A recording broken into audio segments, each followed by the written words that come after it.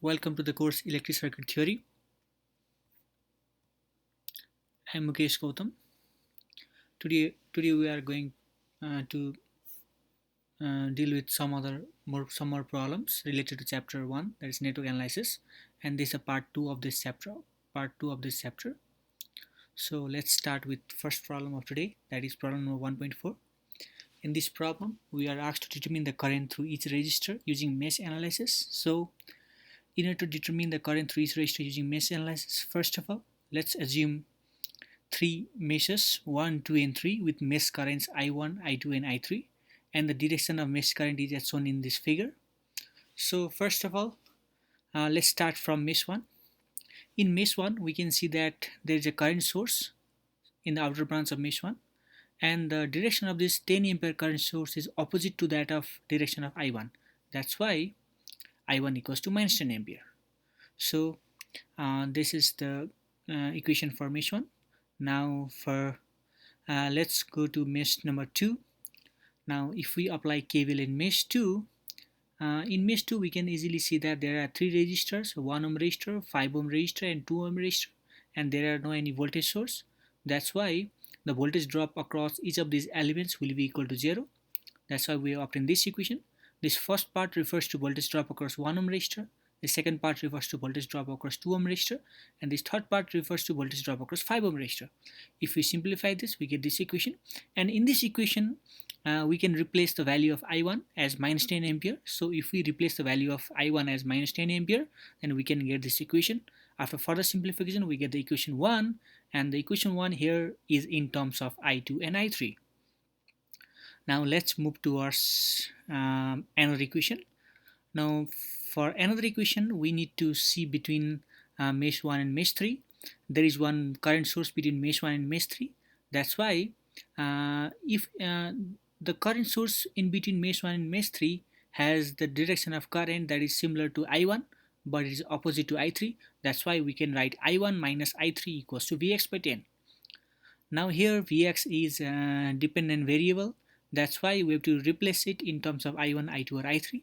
So here we can easily see that Vx is the voltage drop across 5 ohm resistor, and the current I3 flows from plus to minus. That's why we can write Vx equals to IR. That's mean here I is I3 minus I2 and 5 ohm is resistor. That's why we have obtained this value of Vx. Now we can replace the value of this expression of Vx in this equation. So if we do so, then we'll get this equation, and after further simplification and after substituting value of I1, we can get this equation number 2. This equation number 2 is also in terms of I2 and I3.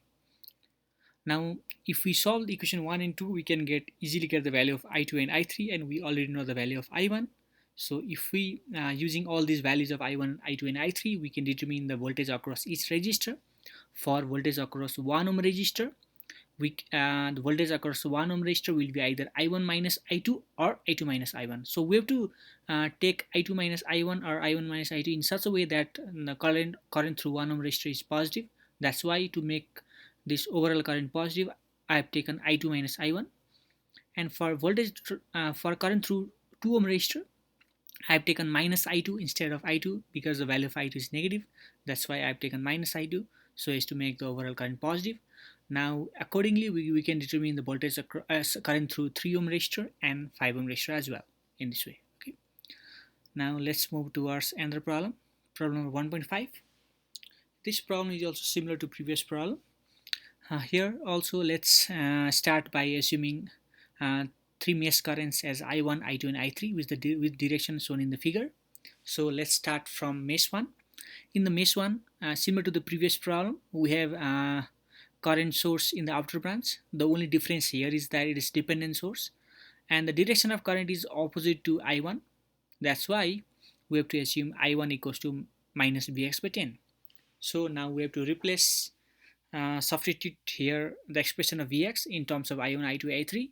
From this figure we can easily see that Vx is the voltage drop across 1 ohm resistor, and this polarity matches with the direction of current I3.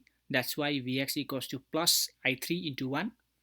That means Vx value will be positive.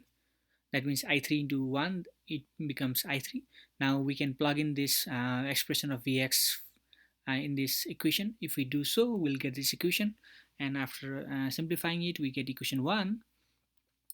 Now again in mesh 2, we can see that there is current source in the outer branch of mesh 2, and the direction of this 2 ampere current source is opposite to that of I2. That's why we can write I2 equals to minus 2 ampere. Now in the common branch between mesh 1 and 2, we can see that there is 2 ampere current source, and the direction of 2 ampere current source is same as direction of I1, but it's opposite to that of I3. That's why we can write I1 minus I3 equals to 2 ampere. Now we got equation number 2. If we solve 1 and 2, we can get the value of I1 and I3.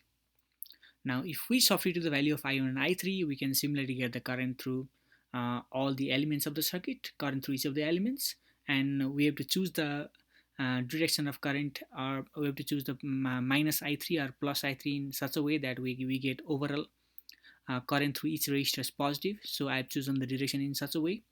Let's take an example of I3, current through 3 ohm resistor. For current through 3 ohm resistor, we can choose current as either I2 minus I3 or I3 minus I2.